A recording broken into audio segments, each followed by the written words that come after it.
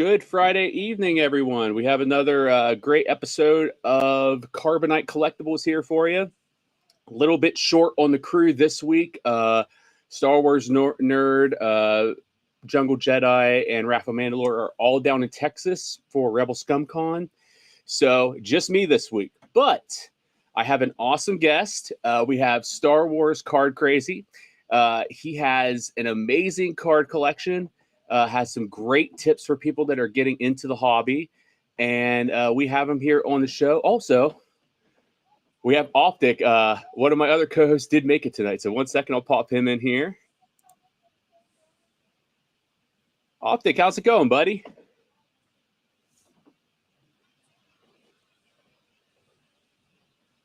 Hey. So this is Optic. He's also one of my co-hosts. He is the only one of my co-hosts other than me not in Texas this weekend. But yeah, I'm glad to have him on because he also is a big card collector like myself. So we definitely enjoy the hobby. But yeah, David, how are you doing? How was your week? How are you doing? And thank you for coming on the show. Oh yeah, thanks for having me. Appreciate it. And fantastic week. It's always good to wrap them up with a Friday, right? And the weekend's always what we look forward to every week, right? But yeah, no, it was a wonderful week. Live for it, basically. That's right. But yeah, so just to kind of get going here, what got you into collecting Star Wars cards? Yeah, man. So I'm over 50 years old, and I actually saw New Hope in the theater when I was little with my dad. It's really the first movie I remember seeing, and Darth Vader just kind of, blew me away, right? That was forever imprinted on my young 4-year-old mind, was the silhouette of Darth Vader coming down the hallway, and that was it. So I lived not too far away. Back then, 4-year-olds could get on their bike and ride around. It was it was normal.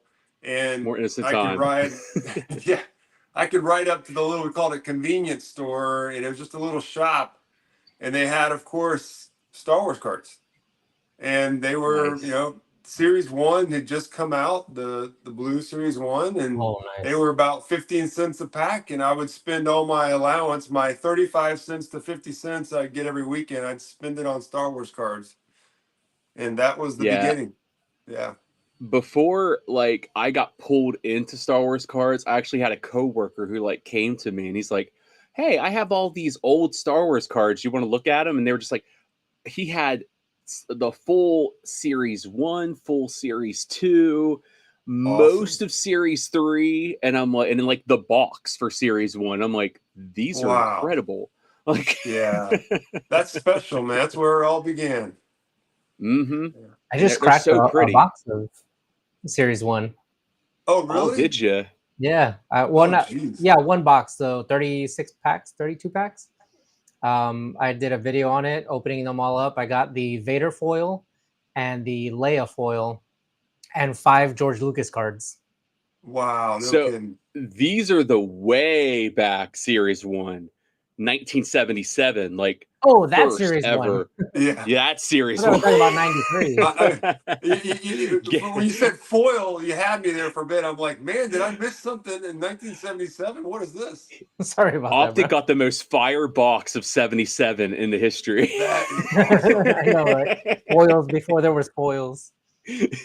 Man. No, but yeah, absolutely too. Those Series 1 Galaxies, that's kind of where the Star Wars cards kind of just stepped up. They quit being just movie cards and they started becoming art pieces. It was about Galaxy, but that was a very special set.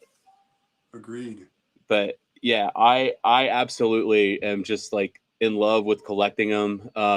It's very niche. It isn't one of those hobbies that there are some ones that are, based on that nice 6-figure Kurosawa card that just sold at National. Right.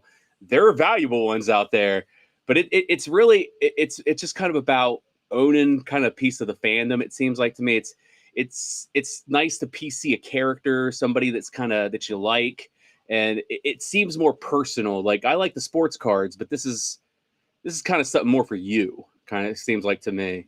Yeah, well said. I agree.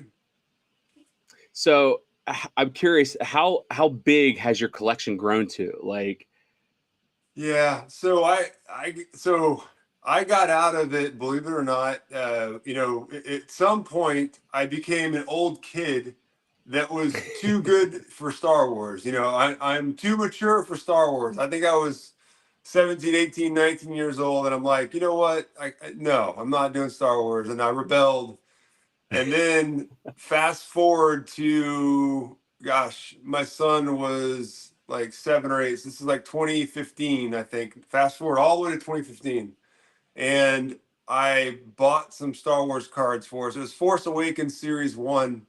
And I had been away from Star Wars cards since the early 80s, right? So that's a long time. And I cracked them open, and then I pulled a sketch, and I'm like, what is this? And I had no idea. I had to like research him. Is this a one of one or what? And then I pulled a Carrie Fisher auto, oh and I'm like, wow. holy crud. So I mean, that was the beginning of this reemergence of addiction in Star Wars cards. And I've just since then I've been nonstop, man. It's been a hobby slash drug, I think. Yeah, Yeah. they are just, and the best thing is they just kind of set the set. They change. Like you got your like hyperspace. They kind of explore the different little artifacts of Star Wars. You got Galaxy. It's just art pieces basically, Mhm. and then you got like Chrome. The Chrome I always compare, like they're basically Star Wars baseball cards. Right. Like, That's a good way to like put you it. have the Yeah. borders and Yeah, it even kind of explains them on the back. Yeah, you Mhm. almost get statistics on the back of the card, right? And I love now too that they even have debuts. So as they essentially have their rookie sticker now on cards. Right. So Yeah, we'll see. We'll see how that goes a few years from now if they're still doing it. We'll yeah, see. I wonder if that'll hang around. Right. Right. But yeah, it's so extensive too. How many different like lanes there really are, and just Star Wars cards alone. Like it's one of those things that like you could pick just really what you want to do with it. It's not even just like, oh, I got to do Star Wars cards. I got to do all of them. Like there Yeah. are so many sets. Like you have so many options. It's really the fun part of it. Yeah, and you can chase, like, I mean, you said it, but you can chase sets, you can chase characters across sets, you can chase art cards, like you mentioned, the Galaxy.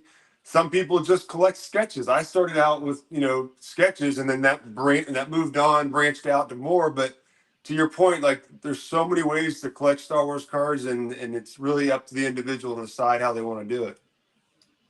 What Yeah, I am. Oh, go on, you Octave. mind? Sorry. Do you mind? Sorry.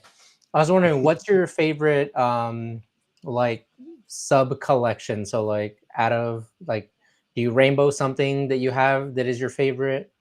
Yeah, so I'm a big. So first off, I don't put a lot of money in any one card. So there are a lot of folks that chase the superfractors, and that's too expensive for me. So I'd rather take that 1,000 or 2,000 and buy 20 cards, 30 cards, right? With Mm. that money. And so my biggest chases have been from the Galaxy 2021 set. Oh man, yeah. And so Great that set. was, yeah, you mentioned the Galaxy. Of course, it's been out for a long time, but in 2021, they added the parallels, they chromed it, they gave us the Hmm. atomic. And when those cards came out, it just completely changed me, and I went all in. And in fact, I've pretty much ignored the Galaxy sets that have come out since then because I've been so focused on just accumulating. I've got the atomics, all the atomics behind me here from 2021. I don't know if you can see Yeah. them, but they're all Oh graded wow. in a SGC 10. So I have a 100 atomics, all perfect grade from the entire Galaxy Beautiful. 2021 set behind That's me. incredible. I'm working on the That's amazing. prisms. I'm working on the mojos, and then I'm also working on a PSA 10 atomic set. So to answer your question, I like to get the set, of a parallel, and then I love grading too. And I'm not grading necessarily to flip. I just like the the pursuit of trying to get that perfect grade, right? That's just me, right? It's the way I collect. So I'm really chasing runs or single parallels of an entire card or set, and then I try to get them graded in a 10 if I can. That's awesome. Yeah. Yeah, and it is a special art form in its own for the people that just have that eye to like pick up a raw card and be like, yeah, I'm gonna grab this one. This is gonna be a 10. Like it's just seeing like I saw those people at National and they were just like looking at him and they would just look at him like, yeah, I'll take this one. Like they knew. Yeah. They knew they just found like a gem. Like Well, I will say this, and I can't speak for everybody, but I've got a lot of oops cards, right? They're cards I picked up that I thought would gem, and I've got a box of them that are not gems, and there's a lot of mistakes too, for sure.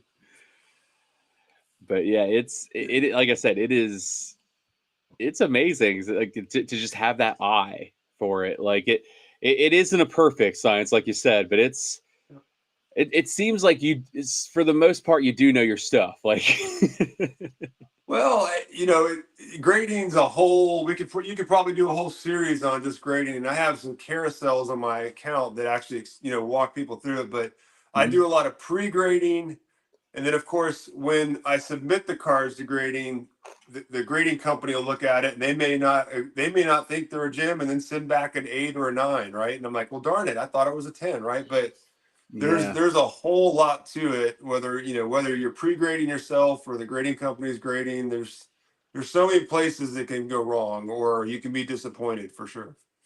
Do you ever like get a grade that you think, like say you got an 8 and you think it should be a 9 or a 10? Do you ever like break that open and then resubmit it?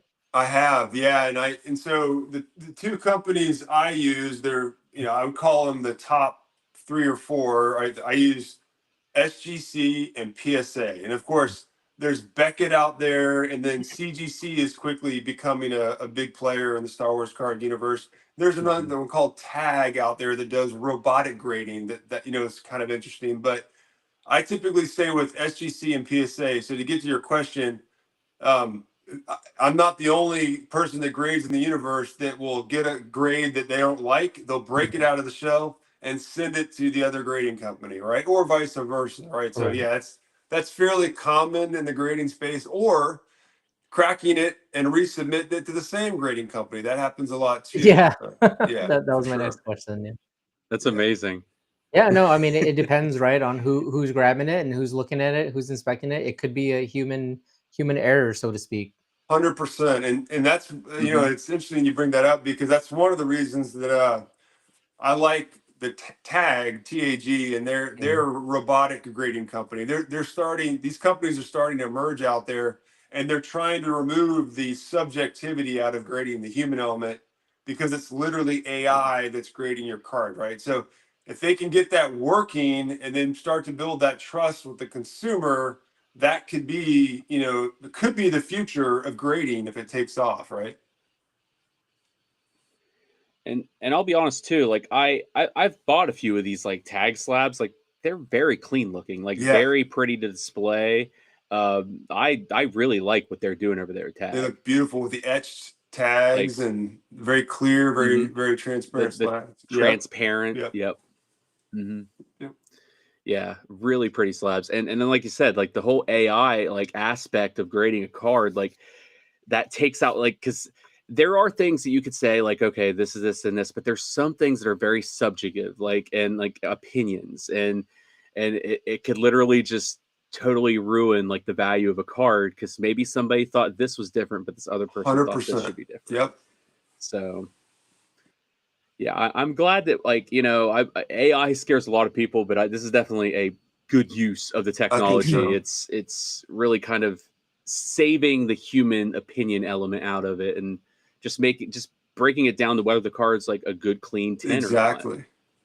Yeah. And it's interesting, not to belabor the point, but I could even see a universe where they go away from centralized grading, and they push these mechanized machines out to maybe like a GameStop, or where you can, because one of the things that's happened with grading companies is the turnaround time is the tough thing to overcome, right? And you can pay a premium, but you're still getting it next day.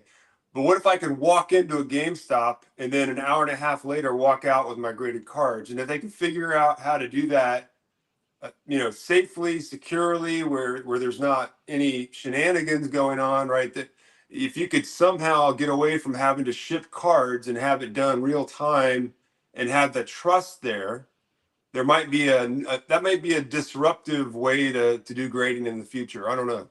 I could be crazy too. Maybe that doesn't get picked up, but I feel like something needs to That change sounds because amazing. grading's so the same. It has been the same, for years, right? And it's the type of thing too, like it's the human element that slows down the whole process. Because I mean, you look at like when you go to national, that's like really the only place you can get same day grading, and it's hundreds of dollars to get it done because a person is sitting down and like like grading your card that day. So I mean, it's got that price to it, but I mean, just imagine being able to like send it in and the AI looks over your card and like the same day you find out what you're getting. That would be awesome. Like, if it's done right, and again, the trust has to be there and they got to get the price right. But if they can do those kind of things, there might be a new market there. I don't know.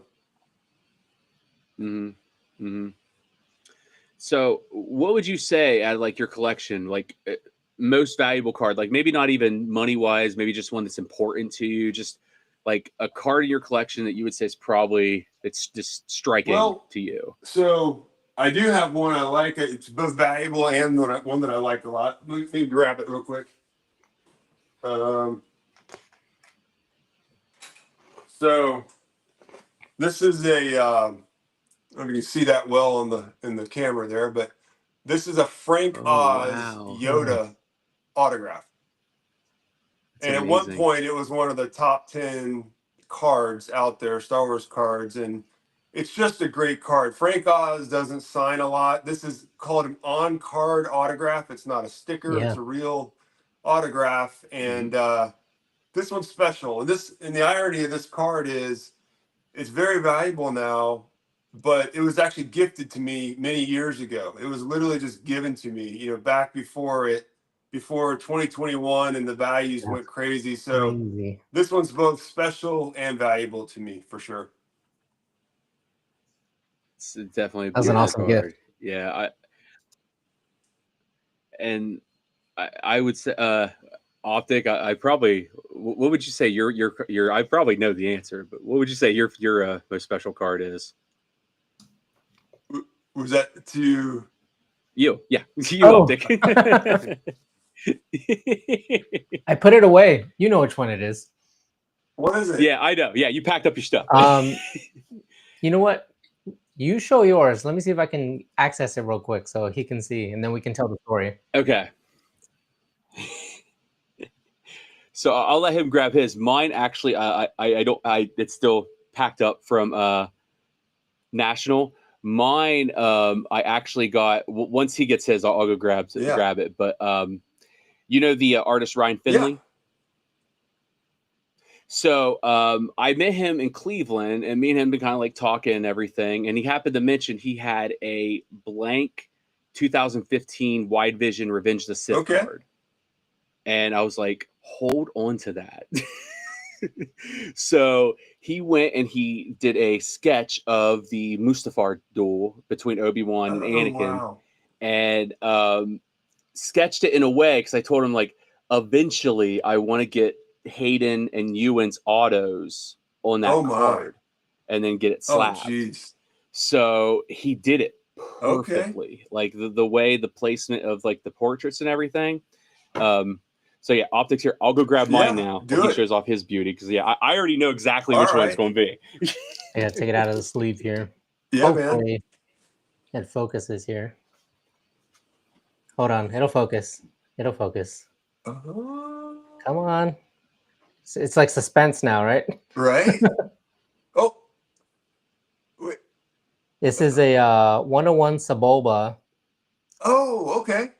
And so we were at ICCC in Nashville, and it's a pack from 24 Star Wars High Tech. Okay. I purchased it in Hawaii, and I bought 2 boxes. And then that day, what is that? What? That day, I opened up the one of the boxes on stream, and I got some good stuff. It was okay, but the other box was holding this thing, and I decided to hold on to it and wait till I got to California, where I was moving to. And then in the process, I decided, you know what, I want to go to ICCC. So I bought Yeah. my ticket and I went to Nashville, and I ended up taking that box with me. I was like, maybe I'll sell it.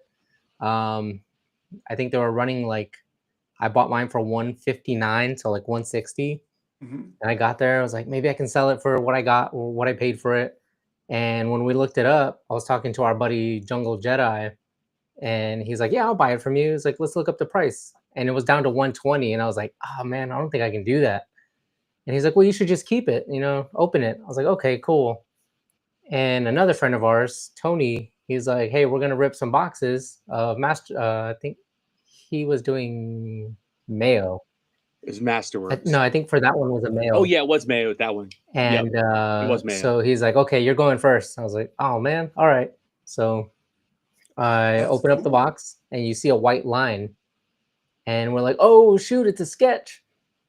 And so we're going through the cards. We're all excited about getting to this sketch, and I forgot to pull all the cards from behind the sketch. And I was like, well, let me double check. And I pulled one, and it was a out of 50 Balin skull. And then I pulled the next one, and it was this Sebulba. And we were like, oh, cool, Sebulba. And like, not even 3 seconds later, everyone just starts pointing to the 101 at the top corner. Everybody's like, 101, 101. That is awesome. And then some of the guys are like, hey, he's over there. Like Lewis McLeod was like 20 feet from us. Yeah, it's a good sign. And another buddy of ours, Matt, one of the other co-hosts, Rafa Mandalore, was like, I'm gonna go get him. And like a zombie, he just started walking over to Lewis and brought him over. And he chatted us up a little bit. And I asked him if he could sign it. And I pulled a 101 with Lewis McLeod 20 feet away from us and got him to sign it. That is awesome. That whole story, like, this is invaluable. Like, it's priceless. 100%. Like, I would never get rid of this. The only people that it could ever go we talked to Lewis the people that were there that day. Like, if I were to give it to anybody, it would be someone from that group, because they know what is like the story behind it. That is awesome, and I love the white ink too. It has good contrast on the card. Yeah, nice. It pops, that was Tony's idea, I think. That's very cool. Yeah, and we talked to Lewis the next day, because like honestly, it was I was like, I have to pay for this guy's autograph. That was too cool of a moment. Like, this man, I have to give him my money. So I went, because I just had, it was basically the same high tech, but it was a 50 Sebulba. So I got that one. That one's actually still put away too. But I got that one signed, and he's like, we're just sitting there talking, and he looks it up on ChatGPT of what the odds were of all these things happening. And it was 600 trillion in oh my gosh, were the odds of all of these things happening. That's crazy. So yeah, that one of the coolest card stories I could luckily ever be a part of. Like that's just amazing. I was glad I could. And that goes back to so what cool. you're we were talking about earlier, like stories behind the cards is yet another dynamic for Star Wars card collecting, right? Yeah, absolutely. Yeah, like we're all always going to like have that day, basically. And just that, like, that was the most I think my mind has ever been blown so cool. in like a situation. Was that's so cool. Yeah, most of us were just walking around listening to him talk with our mouths open and a big smile, like, right? Like, is this happening? Jeez. So this is what I got done here. Oh my God, that is so cool. And you're gonna get him to sign it? He is. Nice. Yeah. So I'm gonna get I'm not sure exactly where yet, but either top or bottom we'll get like Ewan's signature one, and then diagonally get Hayden's signature on the other side. Wow. That's gonna look sharp. Holy smokes. He showed me that, I'm like, you are a master, sir. That is so cool. Because I was like, I seen a few where he had these really cool like characters, like faces looking different directions, and I was like, can you do something like that, but maybe have that cool moment where their lightsabers clash and like the lava shoots up, like kind of have that kind of small at the bottom. He's like, oh, I got an idea. Yeah, no, that's an iconic scene. That's fantastic.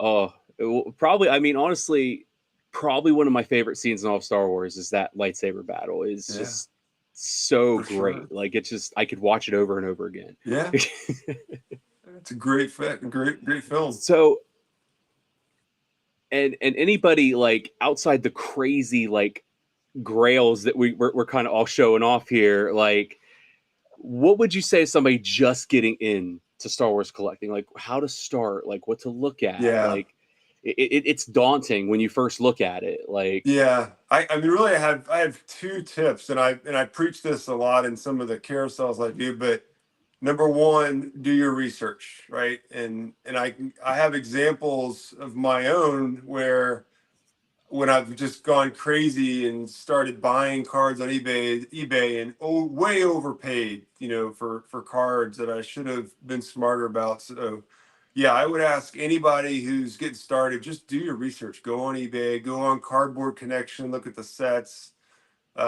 Go on social media, find accounts like mine and others. There's many out there that, there's collections you can look at. There's helpful carousels. A lot of people, do how-to videos and getting started and that kind of thing.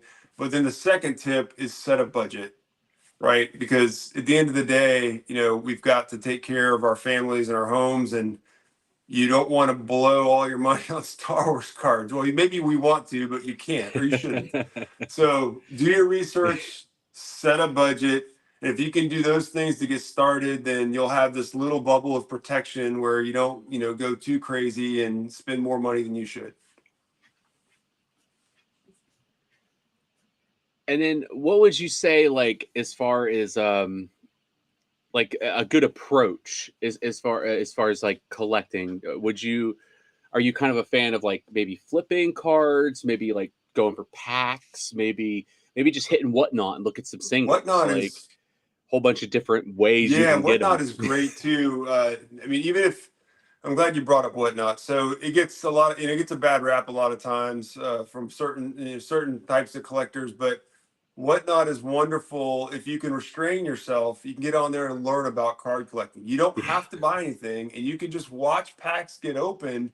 And a lot of times the breakers, who by the way are trying to make money, but they'll explain the card, give background to it, and that kind of thing. And you can typically interact with them through the chat. So that's another way to learn, right? And so, but back to your question, again, we could probably have a whole series of videos on it, but there's collectors and there's flippers, and then there's collectors that flip, right? And then there's other monikers too. But for myself, I'm 85% collector and 15% seller, if you will, right? Like I acquire way more cards than I flip, but then there are some that are 100% flippers. They probably don't even know a single Star Wars character, but they're happy to buy the card for $10 and sell it for 50 the next day if they can. So I don't know that there's any right or wrong way. I just think you need to find your way and, kind of decide, is this a fun thing, a hobby, or am I looking to make money on this, or somewhere in between? And I think anybody can choose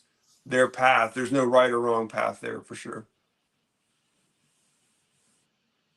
And I think what you said about Whatnot was like definitely true. That Whatnot really is what got me into it. Like I just went on one of my friend's streams and saw like it was Galaxy 24 that pulled me into all of this. Like when I first saw those, like those pretty shiny chrome art cards. That one that got me in. Yeah, that's captured, or that's what brought me into the Galaxy. I truly had not really been a big Galaxy fan, shamefully, until the shiny came in, right? And the parallels, and then just the pursuit of the full set of the atomic. That just, for me, that triggered this additional collector drive in me that I had to like focus on getting all of that one parallel. Yeah, I don't know if there was a huge change in house or what, but it seemed like at some point, like they just went in on Galaxy, and like the insert sets all got better, like the quality of the cards all got better, and Galaxy just is really that bang for your buck type set anymore. Like it's the one that never fails. Like there's some sets that you're like, oh, this is okay, but it's just Galaxy doesn't Yeah, miss, it there's a seems lot. like. It's made a lot of new Star Wars collectors. That's for sure. Yeah. So what would you say, maybe it's Galaxy, but what would you say like is a set that's coming out in the future that you're most excited Oh about? man, phew, most excited about. So I would have said Galactic Antiquities, except that's already out, so I won't say that. So for me, it's probably either the next Galaxy set. I always enjoy Masterwork every year, so you can't go wrong with a Masterwork set. It's a premium set, as you guys may know. They're a little bit more expensive, but they're just beautiful cards. They're high quality. The stock is amazing. They go all out on the sketches and the masterwork. There's a lot of different variations of cards you can get in there and collect. It's just the character cards are beautiful. It's just a fantastic set. But the Galactic Antiquities is in a league of its own. Definitely the most premium. And before that was Stellar. Stellar was the absolute pinnacle of Star Wars cards when they were making those. But that's another thing too is Star Wars cards get bad rap nowadays a lot of ways because the breakers are gobbling up so many of the boxes. But at the end of the day, there are values out there. You can still find Obi-Wan. There's a Flagship. There's a lot of cards out there that if you just want to collect or chase or get character cards, you can find product. And so I do think there's something for everybody in Star Wars. You just got to figure out what makes sense for you. And speaking of Stellar, did you happen to go to the I didn't National this make year? it, and I swear every year I don't go, I regret because I hear about how awesome it was. It was a great trade night, I heard. Yeah. Yeah, I was at the Okay. trade night.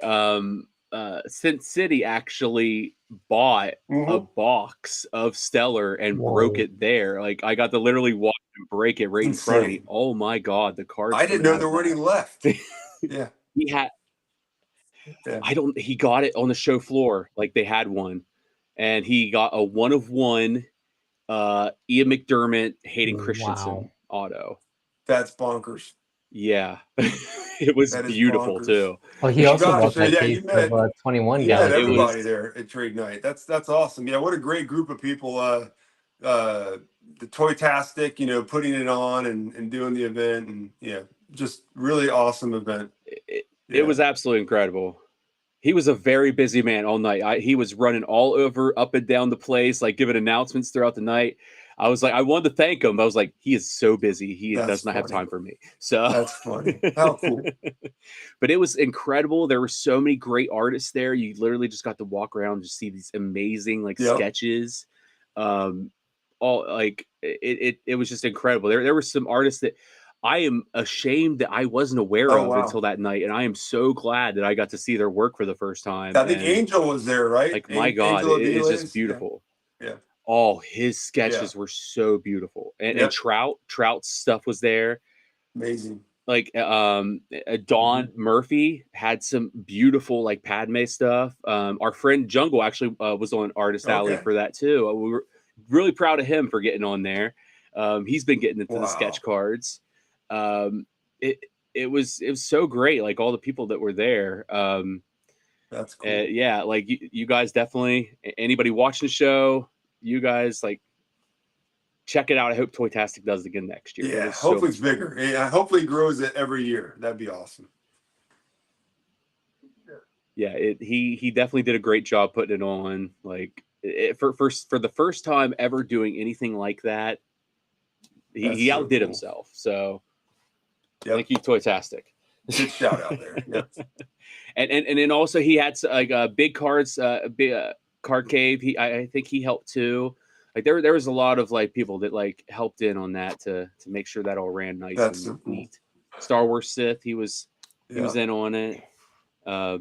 Yeah, it was Neat. fantastic. So, but yeah. So do you have any other advice that you could think of that maybe give somebody kind of new into the hobby that's kind of just getting started? Oh man, just I can't hark on enough. Do your research, set a budget, and then just kind of figure out what's right for you. If you go out there and try to buy everything, that's not sustainable. Or well, let me back up. For most of us that aren't rich, like myself, we're not rich. I'm not rich. Buying everything is not sustainable. So you got to figure out what you're looking for and focus on it. You don't have to buy the whole ocean. Just find something you want, whether it's chasing a set or a series or grading, whatever, and then just go after it. Don't feel like you have to chase the universe, right? That's the best way probably to put it. Yeah, because I know I've been guilty of buying something on like eBay or whatnot, and like I didn't need to buy that card. It got me that 1 second. Yeah, we all have. Yeah, absolutely. But it's good, yes, because you definitely need to be aware for your own sanity to keep those limits and everything. Yeah. I'm also new, and that's kind of where I started with what you said is the wrong way, all the wrong things, and just buying everything. And I had a bunch of different sets, and I'm like, well, I have everything, but I have nothing at the same time. And then recently, when I went to Nashville, I started collecting Jungle's sketches. So I have 4 of his sketches. I was like, you know what? I'll start trying to collect up and coming artists who could potentially grow. And so my latest sketch that I collected is this one right here. Oh, neat. And I'm a lightsaber collector. So this was a sketch that I got from Kyber Forge's wife, Kyber Quill. Oh, She's how about sketching lightsabers, and they're coming out so fantastic. And so I'm probably gonna have to buy all of hers up, because if you can see all my lightsabers back here, I'm a lightsaber collector mostly. First and foremost, I'm a lightsaber collector, and to have like stuff like this is amazing. I am insanely proud of her. She has never done anything like sketching, drawing, anything like that. She's done coloring and things like that. She's like, oh, I think I could do one of these.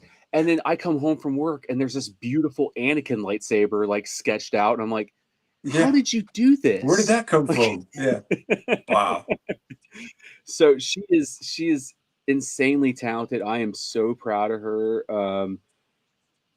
Just like she's getting better and better with each one. She's drawn a beautiful Luke, like a great Vader. She's working on some Ahsoka ones right now. Where she's getting better and better with each one. Like I told her, like, you know what? Like maybe I'll get your name out there. Maybe you can have a table next year at the trade night. I mean, look at it, man. That's beautiful. I know. I like the background too. She's so good. The backgrounds sketched out there. Because that was the thing when we were like talking about it. She's like, I just don't know what to do with the background. I was like, go crazy with the colors. I was like, make it really like pop arty and like make the lightsaber really kind of stand out, because the lightsaber is super realistic looking. I was like, make the background not so much, and it'll really make that lightsaber. Yeah, it has great contrast. She did. Yeah. She nailed it. I myself am I get American traditional tattoos, so like that Sailor Jerry type of thing. So like the font on Skywalkers is like reminiscent of that kind of writing. It's a little more modern, but it has that little bit of old school to it. That's cool. And she was so nervous about that one too, because she was like, oh, it's like, it was so, she's like, I liked how it turned out. She's like, but it was so many letters, I was wondering it was going to be jumbled up, because usually she's the longest one she's had so far has been Anakin, as far as like things she's put on there. So she was like, I was worried about it. She's like, it's like, I think it turned out okay. That's nice. That's cool. Yeah, I'm very, very proud of her. I like I said, when I came home from work and I saw that like sitting there, I'm like, yeah, you did this? Where's that been hiding?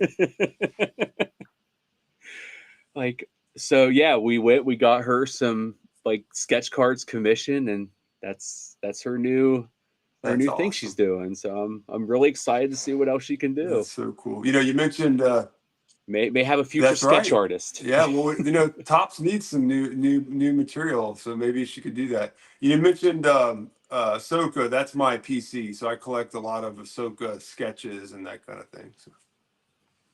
Yeah.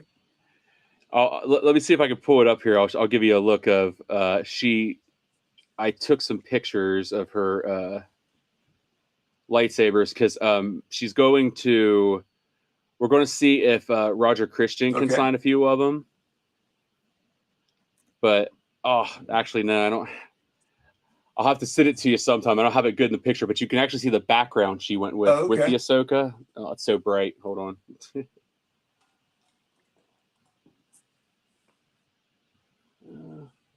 Nope. There we go. It's next to the Obi-Wan saber there, but that she went with this like orange and blue with it. And then that's the other ones that she has finished right there. The Vader, she's got the Luke. She's on to something there. That's great. I was like, yeah, you got a style, and it looked because she had these cool she did that cool art stuff, but then she's like, what if I do like a scene? So the Luke one, she actually made reminiscent of the Mandalorian scene when Luke reveals himself there. So it's like the background of it, it's got kind of smoke everywhere. That's cool. That's beautiful. That's really cool. Wow. But yeah, Optic, do you have any other questions or anything, man?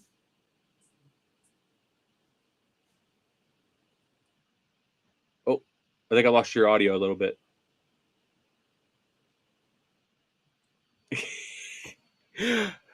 Your audio went out, dude. He can sign language. Oh, sorry. I don't have anything else. I'm on mute. Go. No, it was really awesome chatting with you, man. That's impressive collection and great advice all around. Thank you. Yeah, happy to join, and we're happy to do it again anytime. We can talk about whatever you want. I can talk for hours. Same. Yeah, we'd love to have you on because we're all big car collectors. We even the guys that aren't here, they're down there right now with cards at Rebelscom. Yeah. So very cool. But yeah, we're just doing a little bit of a shorter episode this week. So we'll see you guys all next week. Same bat time, same bat channel. Every Friday at 9 Eastern. Optic always joining us. We'll have Star Wars Nerd with us next week. Wrath of Mandalore will be back. And then Dave, you're always welcome to join us anytime you like. And if you guys have a great weekend and great next week. And may the Force be with you guys.